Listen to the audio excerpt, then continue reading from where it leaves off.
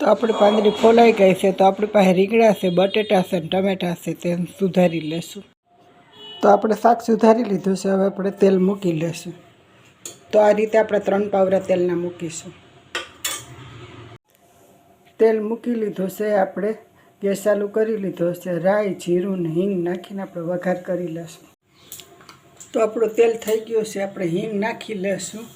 ત્યાર પછી બટેટાને આપણે નાખી દઈશું. ત્યાર પછી બધા શાકભાજીને નાખી દઈશું.